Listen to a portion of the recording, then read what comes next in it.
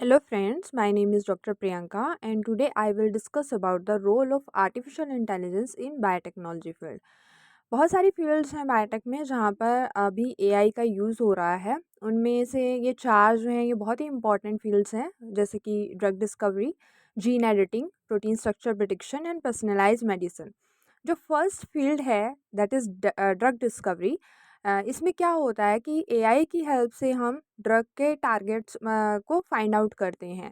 अगर हम traditional methods की बात करें तो वहाँ पे भी हमें टारगेट को फाइंड आउट करना पड़ता था, लेकिन उसमें बहुत ज़्यादा टाइम कंज्यूम होता था कि हाँ, हम पहले टारगेट को फाइंड आउट करेंगे, देन हम देखेंगे कि कहाँ पे जा कर के जो ड्रग्स हैं वो बाइंड करेंगी कोई भी न्यू ड्रग। बट एआई की हेल्प से क्या हो गया कि जो ये प्रोसीजर है कि टारगेट को फाइंड आउट करने का, वो बहुत ही फास्टर हो गया है, बहुत ही लेस टाइम कंज्यूमिंग है एंड कॉस्ट भी इसमें लेस इन्वॉल्व होती है। दूसरा जो फील्ड है वो है जीन एडिटिंग। हम सबको पता है कि हम क्रिस्पर कास 9 जो मेथड है वो ही जीन एडिटिंग के लिए यूज़ करते हैं। बट कई बार इस मेथड में ऑफ टारगेट की प्रॉब्लम आती है। ऑफ टारगेट का मतलब होता है कि जहाँ पे जो हमारा टारगेट था, जहाँ पे हमने एडिटिंग करनी थी, उसके अलावा कहीं पे जा कर के एडिटिंग हो रही है।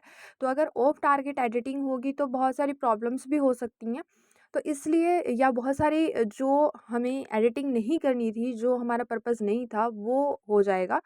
तो इसलिए यहाँ पे एआई का रोल आता है। एआई क्या करता है कि पहले ही आपको प्रिडिक्ट करके बताएगा कि मतलब ये वाली लोकेशन है और यहाँ पे एडिटिंग करनी है। तो इससे जो ऑफ टारगेट की प्रॉब्लम है, वो सॉल्व हो जाती है और जिसकी वजह से फर्दर प्रॉब्लम्स नहीं होते हैं। जो जो पर्पस हमारा होता है, फॉर एग्ज़ाम्पल अगर हमने किसी प्लांट में मॉडिफ़िकेशन करनी है, तो वो उसी वही मॉडिफ़िकेशन होगी, वही एडिटिंग होगी, कोई और चेंजेस नहीं होंगे। थर्ड जो फ़ील्ड है वो है protein structure prediction. Protein structure prediction important होता है ड्रग डिज़ाइनिंग के लिए और डिसीज़ की प्रिडिक्शन करने के लिए, क्योंकि 3D जो स्ट्रक्चर्स होते हैं प्रोटीन के वो इम्पॉर्टेंट होते हैं। तो जो 3D स्ट्रक्चर है उसकी जो प्रिडिक्शन की जाती है वो भी एआई की हेल्प से अभी की जा रही है। तो इससे क्या हो गया कि हम फास्टर प्रिडिक्शन कर सकते हैं और जितना ज़्यादा फास्टर प्रिडिक्शन होगा उतना ज़्यादा हम ईज़िली फिर ड्रग डिज़ाइनिंग की तरफ जाएँगे एंड देन डिसीज़ को प्रिडिक्ट करेंगे। तो एआई की हेल्प से जो प्रोटीन का स्ट्रक्चर है वो इज़िली प्रिडिक्ट हो पा रहा है।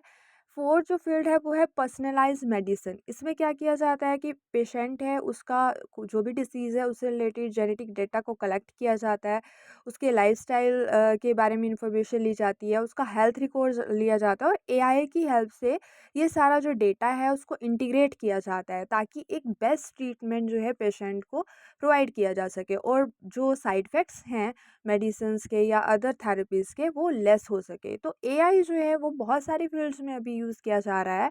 अगर हम एआई और बायोटेक का कॉम्बिनेशन करते हैं तो ये एक बहुत ही बूमिंग बूमिंग फ्यूचर है। तो अभी आर्टिफ़िशियल इंटेलिजेंस जो है उसकी वज़ह से बहुत सारी थिंग्स जो हैं वो ईज़ी हो गई हैं, लेस टाइम कंज्यूमिंग हो गई हैं और कॉस्ट भी कम हो गई है और बहुत सारी चीज़ों के साइड इफ़ेक्ट्स भी लेस हो गए हैं।